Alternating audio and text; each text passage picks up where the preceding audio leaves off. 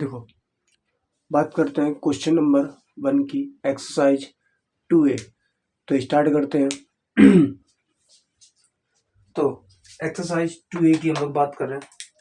देखो, exercise 2A में सबसे पहले आपको क्या करना पड़ेगा, आर्य वर्ग जो क्लास 10th हम लोग पढ़ रहे पॉलिनोमियल चैप्टर, ठीक, उसमें आपको lecture number 1, lecture number 2, lecture number 3 और एग्जाम्पल 1 से लेकर 9 तक आपको देखने होंगे। तभी आपके मतलब तभी आपको ये एक्सरसाइज समझ में आएगी, तभी आप अच्छे से क्लियर कर पाएंगे क्या है क्या नहीं है इसमें, ठीक। डाउट भी आपके क्लियर होते जाएंगे। और जब तक आप एक्सरसाइज 1 2A का क्वेश्चन नंबर 1 सॉल्व करने से पहले आप ये लेक्चर 1, लेक्चर 2, लेक्चर 3 देखे जाके और एग्जाम्पल 1 से लेकर 9 तक देखिए, ठीक। तो चलो स्टार्ट करते हैं हम लोग। कह रहा है कि find the zeros of the following coordinate of polynomials or the verify the relationship between the zeros and coefficient. हमें 1 से लेकर 12 तक सब क्वेश्चन करने हैं और सब में रिलेशन ही बताना है, ठीक। तो देखो, रिलेशन बताने के लिए आपको कुछ कुल मिला के हमारे पास मान लो कि क्वेश्चन दिया गया, फंक्शन ऑफ एक्स बराबर दिया गया है x square plus 7x plus 12 दिया गया, ठीक। अब देखो, यहाँ पर x square plus 7x plus 2 12 के आप क्या करेंगे, फैक्टर करेंगे। तो यहाँ से आप एक्स स्क्वायर प्लस 4 3 या 12 प्लस हो जाएगा। यहाँ पे मैंने एग्जांपल में भी बताया और यहाँ पर भी बता रहा हूँ कि 12 को ऐसे ब्रेक करते हैं कि जोड़ने पर 7 आना चाहिए और मल्टीपल करने पर 13 आना चाहिए। तो 4 3 या 12, ठीक। अब यहाँ से 2 पेयर बनना है। 2 पेयर में आपको क्या करना है, सिंपली x कॉमन ले लोगे तो यहाँ बचेगा x प्लस 4, यहाँ से प्लस 3 कॉमन ले लेंगे, क्या बचेगा x प्लस 4, ठीक। एक ब्रैकेट में x प्लस 4, दोनों में सेम आ रहा तो आ जाएगा यहाँ पर x प्लस 4 और x प्लस 3। अब यहाँ पर सपोज लेट कर लो कि फंक्शन ऑफ x बराबर क्या है, 0। तो यहाँ से x प्लस 4 बराबर क्या आ जाएगा, 0। तो x बराबर क्या आ जाएगा, -4। और x प्लस 3 बराबर जब आप 0 मानो तो यहाँ से क्या आ जाएगा, x बराबर -3, ठीक। तो यहाँ से आपको अल्फा की वैल्यू मिल रही है -4। तो कोएफिशिएंट ऑफ जीरोस होते हैं अल्फा और बीटा की वैल्यू मिल रही है आपको -3, ठीक। अब देखो, अब जो मेन कॉन्सेप्ट है, कॉन्सेप्ट कुछ भी नहीं है, बस इतना ही आपको करना है, ठीक।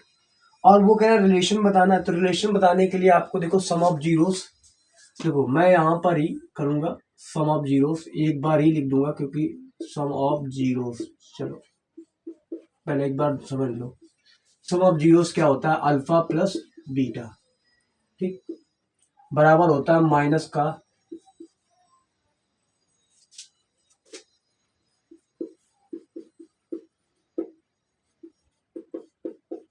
कोएफिशिएंट ऑफ एक्स अपॉन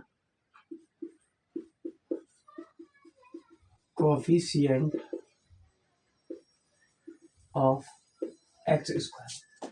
तो अल्फा और बीटा की वैल्यू कितनी है, -4 और -3। तो माइनस का 4 माइनस का आ जाएगा -7। यहीं पर आप कोएफिशिएंट ऑफ एक्स की वैल्यू रखते हैं तो एक्स की कोएफिशिएंट कितना है, 7, वो भी माइनस का, ठीक। और एक्स स्क्वायर का कोएफिशिएंट कितना, 1। तो देख लो यहाँ पर दोनों कैसे आ रहा है, एजिटिक सेम वैल्यू आ रही है यहाँ पर, ठीक। अब देखो, सम ऑफ जीरोस के बाद आता है प्रोडक्ट ऑफ जीरोस।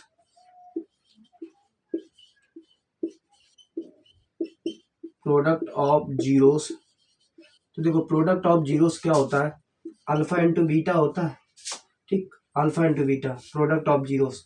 तो ये आपको सब आपको लेक्चर 1, लेक्चर 2, लेक्चर 3 में देखने पड़ेंगे यहाँ पर। तो ये होता है constant term upon coefficient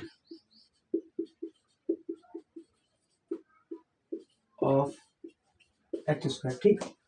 alpha into beta कितना है, -4 मल्टीपल -3 कितना आ जाएगा, 12।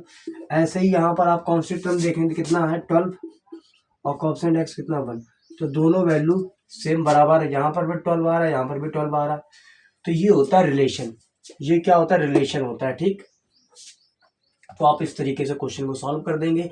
बोर्ड में अगर ऐसा क्वेश्चन आ जाता है, जैसे आपने थंबनेल देख लिया, तो आप इस तरीके से बोर्ड में भी सॉल्व करेंगे। ठीक, तो ये क्वेश्चन नंबर 1 था। उसके बाद हम लोग चलते हैं क्वेश्चन नंबर 2 पर।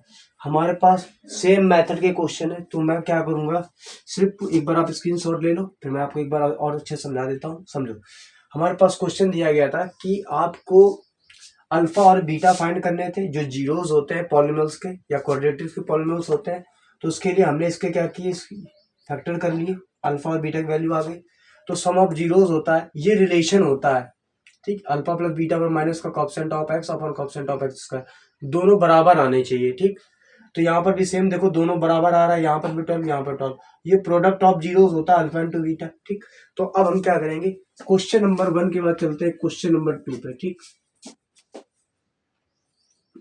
उसके लिए हम सिंपल सा सिर्फ इतना ही रब करेंगे और कुछ नहीं रब करेंगे, और सब पूरा मेथड रहेगा हमारा।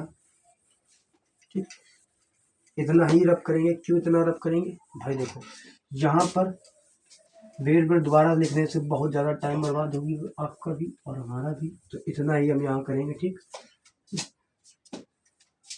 उसके बाद हम लोग चलते हैं क्वेश्चन नंबर 2 पर। ठीक है,